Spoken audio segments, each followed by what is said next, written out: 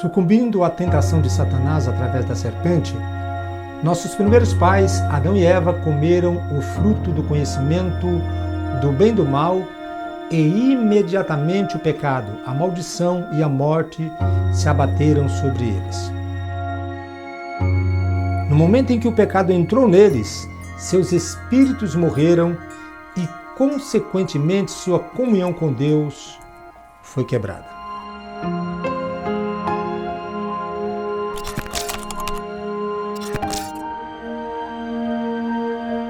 Quando Deus chamou Adão, este não podia responder à voz de Deus, nem aproximar-se de Deus, por estar demasiadamente mergulhado em vergonha para colocar-se diante dele.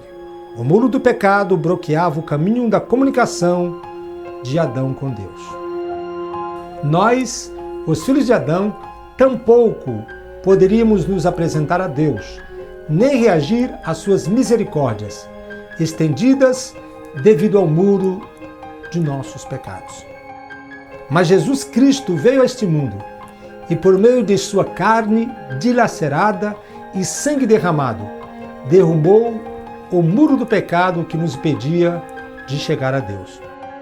O próprio Jesus Cristo tornou-se o caminho, a verdade e a vida. Por meio dele, o caminho abriu-se para nós entrarmos com ousadia no reino de Deus. Muitas vezes e de muitas formas, a Bíblia profetizou a vinda de Jesus Cristo, que seria crucificado em nosso lugar pelo nosso pecado. Vamos estudar a primeira promessa feita por Deus a Adão e Eva.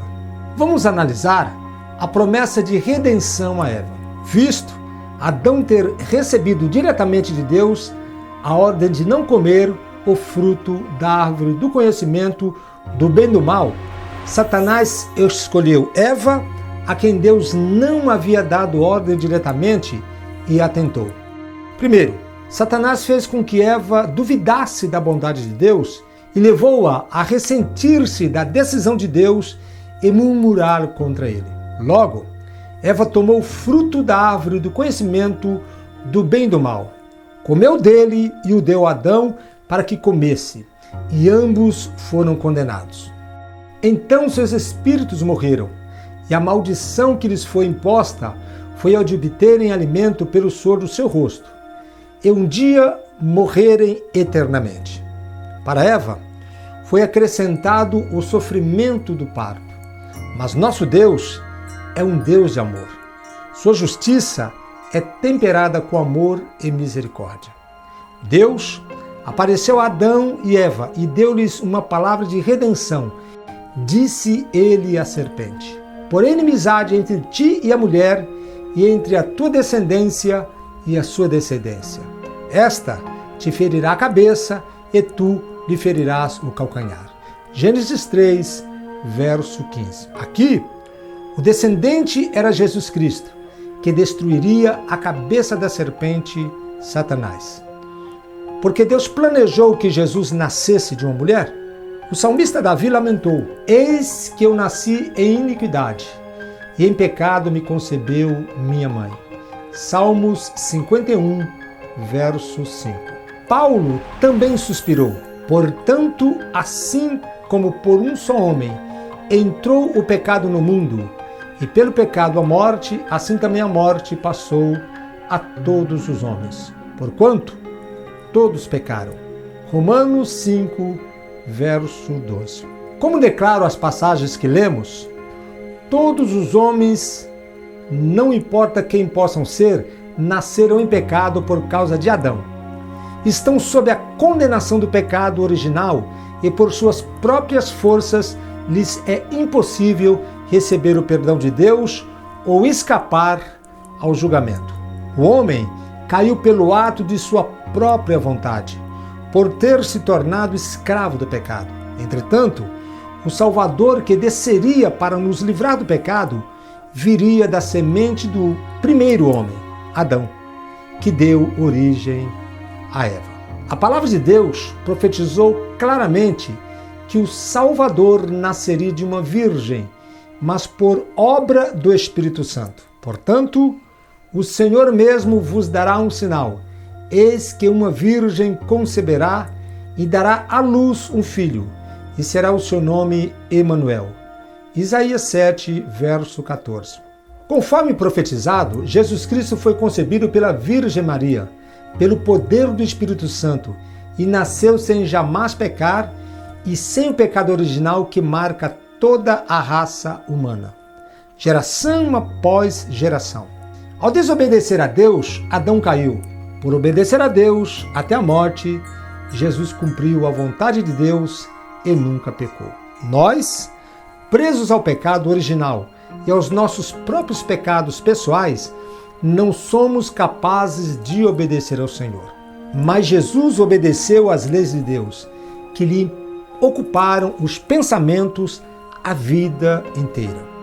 O apóstolo Paulo escreveu: mas vinda a plenitude dos tempos, Deus enviou o seu Filho, nascido de mulher, nascido debaixo de lei, para resgatar os que estavam debaixo de lei, a fim de recebermos a adoção de filhos.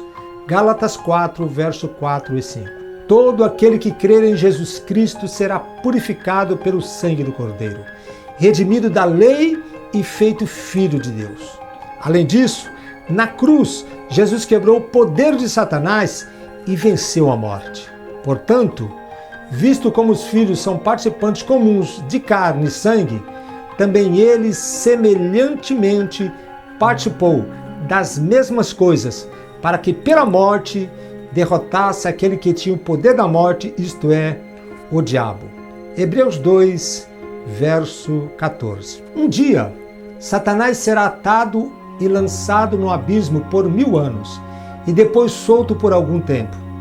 Finalmente, será lançado no lago de fogo. E o diabo, que os enganava, foi lançado no lago de fogo e enxofre, onde estão a besta e o falso profeta. E de dia e de noite serão atormentados pelos séculos dos séculos. Apocalipse 20, verso 10. Até esse dia, Satanás ainda tem poder e ainda vem para roubar, destruir e matar as pessoas que não sabem que em Cristo podem vencê-lo. O Deus de paz esmagará Satanás sob os nossos pés de uma vez por todas, muito em breve. E o Deus de paz em breve esmagará Satanás debaixo dos vossos pés. A graça de nosso Senhor Jesus Cristo seja convosco. Romanos 16, verso 20.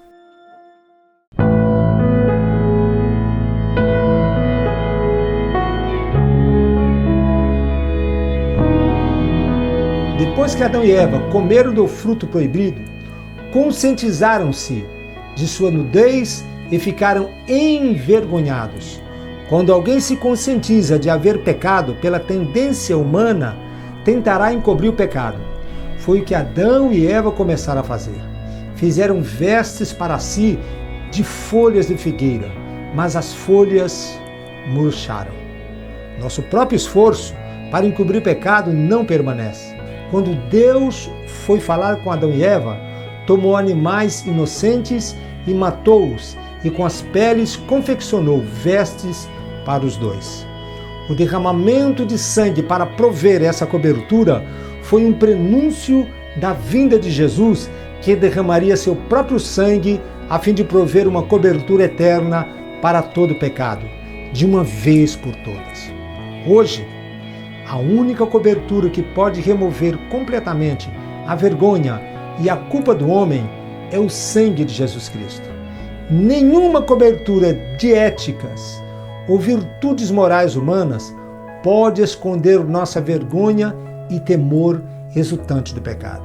Hoje, todo o que quiser pode ser purificado e justificado somente pelo sangue de Jesus.